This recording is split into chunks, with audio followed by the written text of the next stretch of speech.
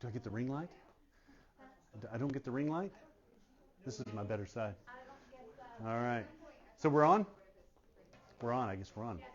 Tim Arrowood here, People's Home Equity. And there's Mike. Say hi, Mike. Hi, Mike. So first of all, I want to make sure everybody knows they're invited to our Christmas party this Thursday. It's the reindeer games, right, Misty? So it's going to be a blast. It's going to be a blast. And so you're going to have in Sheevan there's been all kinds of stuff showing up UPS lately. One of the things was a karaoke machine. So so anyway, we'll see. Party lights. There's all kinds of stuff. So anyway, we're going to have a blast. It's Thursday from noon to 2. So everybody's welcome. So I'm curious, what do you all seeing these days? You know, is it the industry that's what's unique? So prices, any inventory, anything different, anything better? Attitudes better, worse?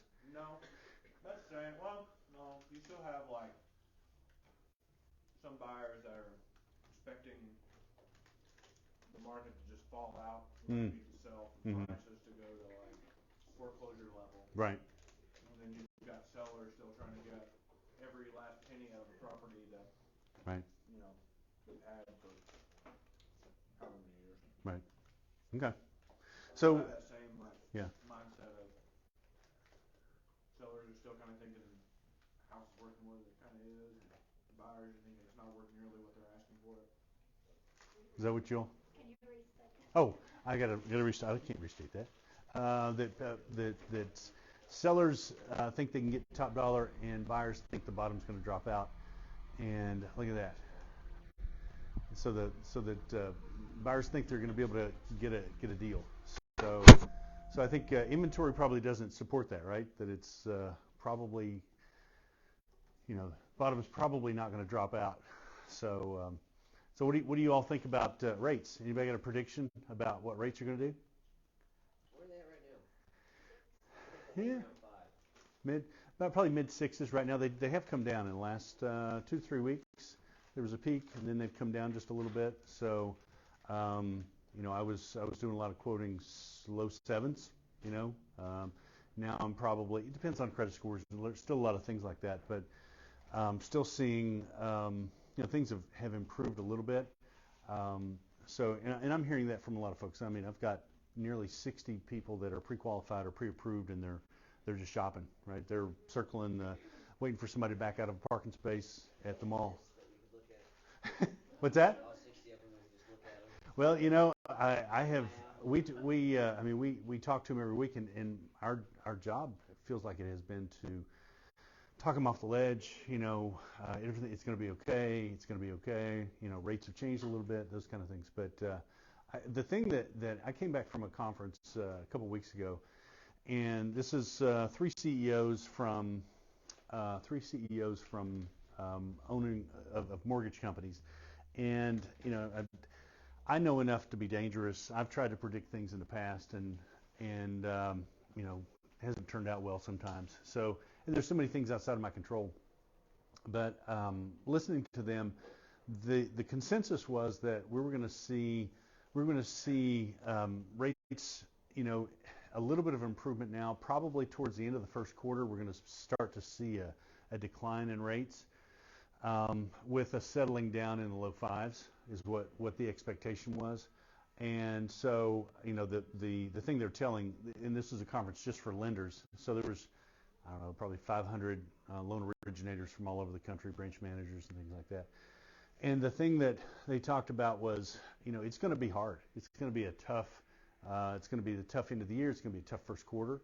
Our job, speaking directly at us, was to take market share, right? So in order to get the same amount of business that we've had, we have to do 3 times the work, 4 times the work, 5 times the work. So and it's okay. I mean, the 2 years prior we did half the effort and got 3 times the results. So you can't complain too much. Loans were falling out of the sky for the last 2 years, and so it's going to be a lot of work. lot of loan originators going to get out of the business. They were predicting another 40 to 50% of originators getting out of the business. Companies, I pay a lot more attention obviously than you do, but there are companies that probably aren't going out of business, but it's like, oh, they merged. That's strange. Oh, they merged with this one, or they were bought by that one. I wonder what's going on. Well, there's some new rules. I mean, a lot of companies had a war chest from the last 2 years, but they're starting, that money's starting to run out, and they're kind of getting a little desperate for what are they going to do. So there's a couple of big companies that have, as the big companies change and move, then you'll see loan originators locally. It's like, well, I wonder why they left that company and went to that company. Sometimes it's because they were kind of forced out because the company they were working for decided that they wanted to make a change. Other times it's, like agents do sometimes, which is, let's see, it can't be me that's the problem. It's got to be the company the brokerage that I work for, right? So I'm going to move to this particular company because of this and that. So you got to leave? Mm-hmm. It's your birthday though, right? At the end of the month. So you got to sing happy birthday to him. So Joey, now come here. You get in front of the camera, man. So Joey actually is this short. So I'm only about 5'9". Joey's about 4'6". So. And a 4'6" and a quarter. So you guys, because somebody's got to start. I can't sing. Happy birthday to you. Happy birthday to you. Happy birthday, dear Joey. Come on. Happy birthday to you. Sorry. All right. You'll be back. All right. Joey's the man. Terminator. I'll be back. All right. So as far as when I think about the consensus at this conference was, so you got people that are on the fence. What are they going to do? And a lot of people, like you said, they're waiting for. You okay over there? So as long as that rod don't. Yeah, I've seen those videos. Yeah. So the folks that are waiting, they're expecting things to, in the bottom to fall out and to be foreclosure levels 2008, 2009, 2010. I just don't see that as being. I mean, it's just not practical in our market. Too many people moving in from out of state. I'll send you all a link to this, but I listened to. You all familiar with Brian Buffini, a real estate coach? Okay, I listen to his podcasts often. And he interviewed Dr. Laffer. He was the President Reagan's economic advisor. And so he interviewed him, and it was interesting hearing him talk about what's going on in the economy. But the big thing that was funny is that half of the show, he was trying to get Brian Buffini to move to Tennessee. He said, I moved to Tennessee. This is the best state in the world. This is the best state in the country. He started rattling off all the things, all the whys to move to Tennessee. And so he was like, literally a good half of the program, he was beating up Brian Buffini. He said, you need to move your company. You need to move everything to Tennessee. So there's, I think that just goes to show you that our economy, what we're seeing is going to be different than maybe some of the other parts. I mean, some of the parts of the country may have some drops, but the big thing that I've been preaching to the people that are getting pre-qualified is that now is a great time to buy because we've got this little bit of a lull. Depends on your price point, right? If you're 150 price range, it's still going to be tough. I mean, that's what I'm seeing. But the higher price ranges, those are a little bit softer from what I've seen. But what I'm expecting is going to happen is we're in this kind of a lull where you have some time to breathe, more than 15 minutes to make a call on whether I want to buy this house or not. You may be able to negotiate some contingencies, some repairs, maybe some seller paid closing costs. I'm seeing more of those. But I think that as soon as rates drop, to whatever that level is, maybe it's going to be once it drops to below 5.5, or maybe once it gets back into the 5s or something like that, I think there's going to be a rush. And so, what people might save in rate, they're going to end up paying because in paying over asking. So I don't know. What do you all think about that? Do you agree with that assessment? If in terms of what would happen if when rates drop back down, do you think there's going to be another feeding frenzy? I think you'll see a lot more.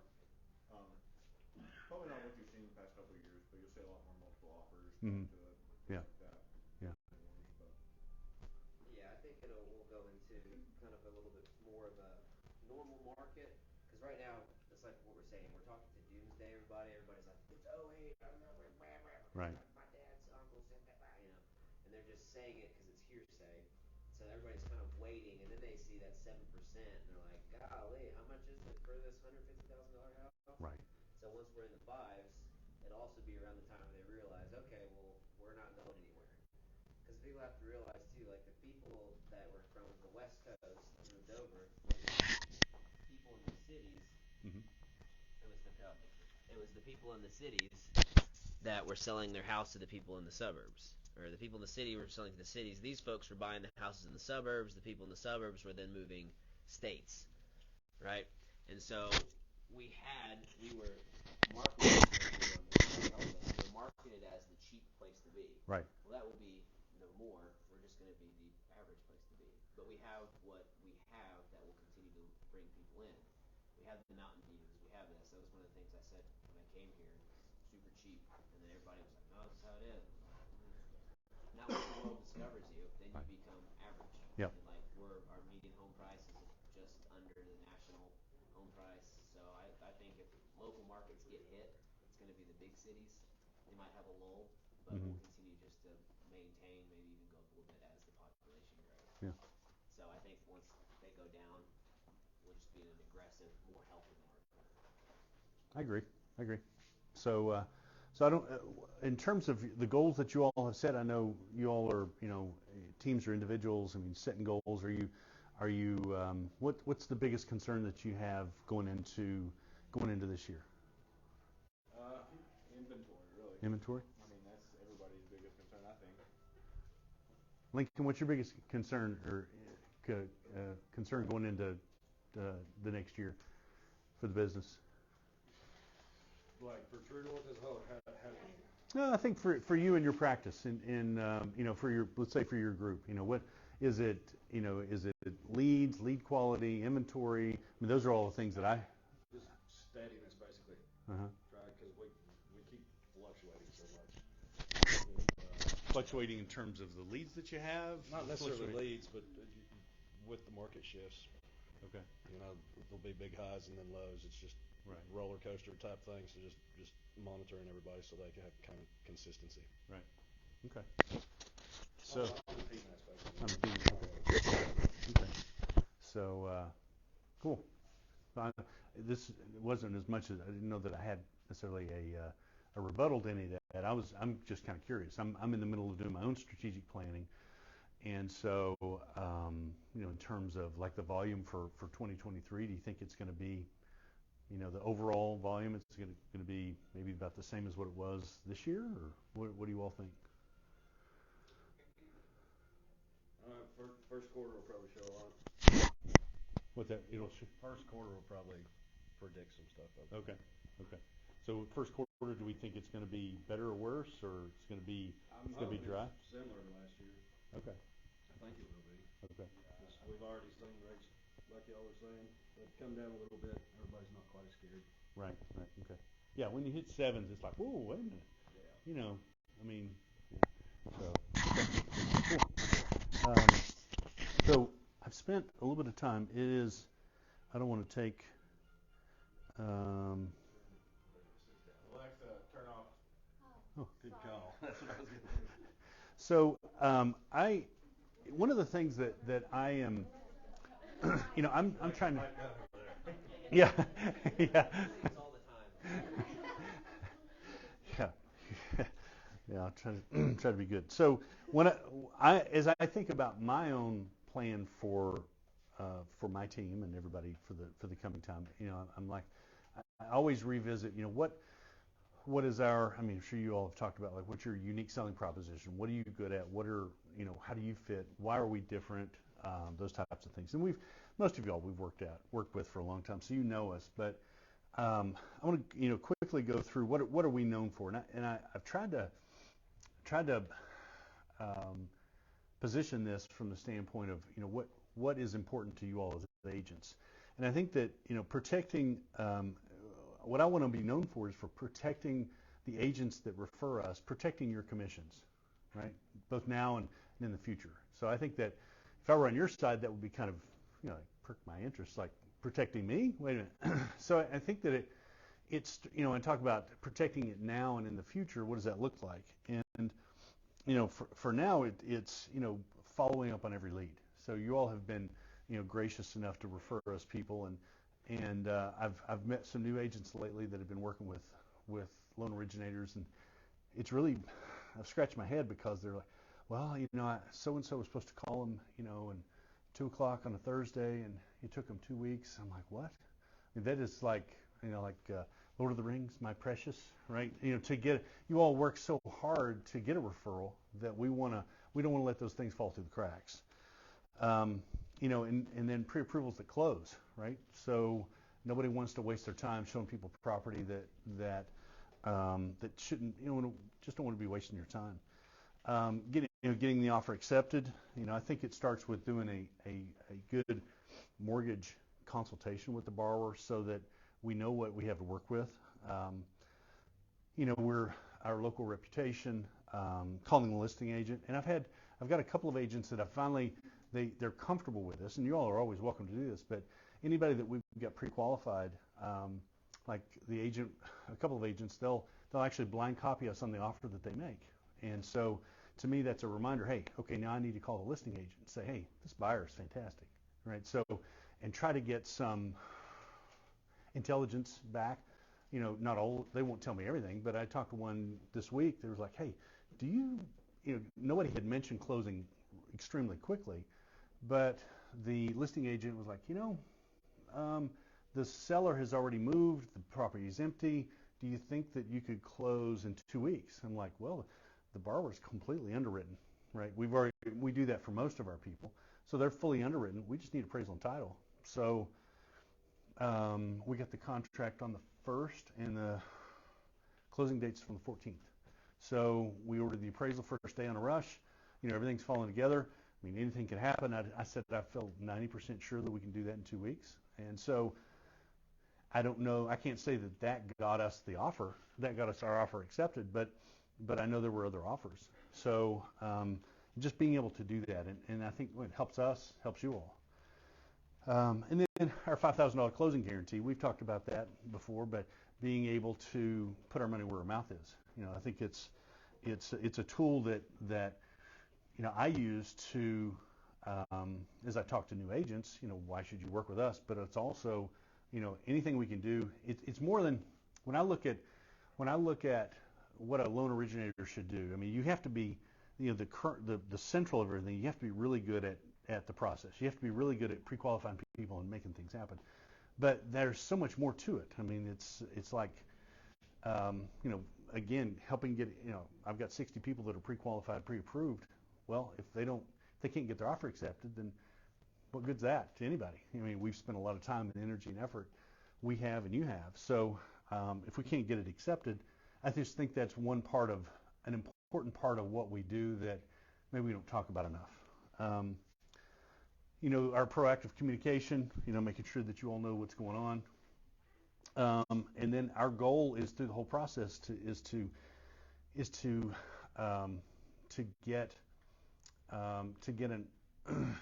get a referral from the client that we have by the time we get to the closing table. So we're constantly asking, like one of the things we do, once somebody's pre-qualified, every Thursday we call, Paul will call and check on them.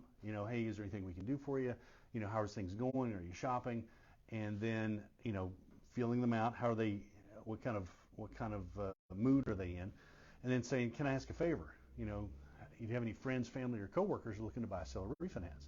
So we're, anybody that we get during that process that Dustin has sent to us, then they're obviously going to go back to Dustin. So that is, I think that's where we start to add more value at that point.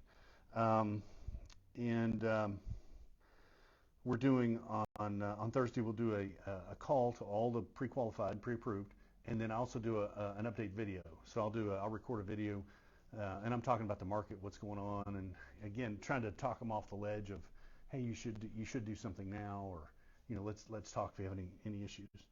And then in the future, we've talked about Misty is the queen of marketing to our database, but I think that it is our goal is to deliver leads back to you all. It's not often that we have the opportunity to refer somebody. Occasionally we'll get somebody that came in from, we got close to 130, is it 130 five-star reviews? It's 137, yeah. Close to 140 five-star reviews right now. So we're starting to get a little bit of traction that somebody will call in, and it's not often. Many times they're duds, but those are things we might be able to refer somebody back out to you all. But the ones that are really comfortable, we're really comfortable getting back to you is somebody that we're in process or we've closed and we're following up after the fact, and they say, well, we're looking to sell. Hey, have you talked to Dustin? Because let's have Dustin give you a call. Yeah. Hey, talk to Dustin. So, our goal for us is to get one deal for every past 100 people in our past client database. So, for us that would be 7 deals a month that are coming from people that we work with. So now a lot of those we're giving back to people that we worked with 10 years ago, 11 years ago, 7 years ago. So, and then, Misty, she's going to call our database 4 times a year, and she's asking them every time, if it's appropriate. She's asking them, who do you know that's looking to buy, sell, or refinance? We have, and we've in terms of our process, and I think that I talk about our process because I think our process is your process. So, if we've worked with somebody with, Molly has sent us somebody, then Molly, that when we close, they're getting a closing gift, right? That we're going to call in 30 days and 60 days and 90 days and follow up with them. How is everything going? And I think we should add calling like the first week. And I think I got this from one of the conferences. Call after the first week, judge how they're doing, and say, if they haven't filled out a 5-star review for us, then send our link and the realtor's link. So if you don't have, whatever you use for reviews, that's an excuse for us to say, we can send that out and say, here's our link and here's Matt's link, or here's, whatever that is, and encourage them to do that. So, but we're doing 30, 60, 90-day calls. We're sending a happy home anniversary card the first year. They get a birthday card for life, right? So, borrowers, co-borrowers, there's a stack goes out every week from our office, and so we're sending those out. And then have talked a lot about HomeBot, but everybody gets we're touched every month with some feedback on how the value is on the house that they bought, and we're still at about a 74% open rate and a 45% click-through rate. So a lot of people really like that. And we have 2 client events a year, and you all do a lot of these things as a brokerage and different groups and things. But with us, we're I feel like that is you can count on us to do our part, right? So, and we're always looking for opportunities to get those referrals and to help in any way we can. So, and there's one thing that I missed in that is, even with, we get referrals for things that we don't do, and so I could just say, yeah, we don't do those, sorry, but I keep a Rolodex, if there is such a thing these days, of people that I can go to that might be able to help. If it's, many of you know who to go to for land, who to go for commercial, but if you don't, it's called a CRM, and so I keep everything in there. But it is, I had an odd one the other day, and you probably are, for me, in Bristol, there's a house, $1 million house that doesn't have a certificate of occupancy. It's on Beetle something, Beetleman, yeah. So beautiful place, but nobody will lend on it because there's no CO, right? And so I had an agent come to me and said, well, you got any ideas? So I went to one of our non-QM lenders and found that the CEO of the company has a slush fund that he does odd stuff from time to time. And so he was like, yeah, I'll do basically a bridge loan to get you, 3 to 6 months, probably around 10%, but that would allow the borrower time to get the place fixed so they get their CO, so that now we can turn around and do traditional financing. So now there were more issues with that particular place. I think it was like 6 bedrooms and all the big old place, but it had septic for 2 bedrooms. So I think that was the issue on it. So there's more issues there, but those are the type of things that the guy that I was trying to help, he already had his conventional financing set up. I think his son was a lender. So I wasn't going to get anything out of it. My point is if I can figure out a way to help you guys, I mean, $1 million commission on $1 million deal would be pretty cool, and eventually that'll come back to us. So I think that those are the things that, we've talked about this, and I've dealt with each of you in some form or fashion. And I think you already know that we kind of think this way, but sometimes to present it, kind of go through and hit those things. Everybody needs a reminder.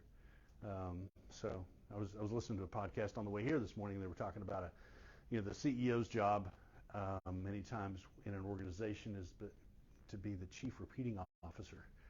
Talking about goals, right? This is our goal. And people forget. It's like, this is our goal. This is our goal. And to bring that up and be the one that, I know that's remind everybody till it's squeaky wheel. Make sure everybody remembers. So it's kind of part of sales to remind you of what we do. So that's all I got. You guys got any questions? Anything we can answer or do for you, or anybody in the? Is it warmer in here? I think the heat kicked on. It's like a little hot flash. Oh, you're welcome. So good. Well, I'm gonna have a sandwich. Yay, Tim! Wait a minute. That was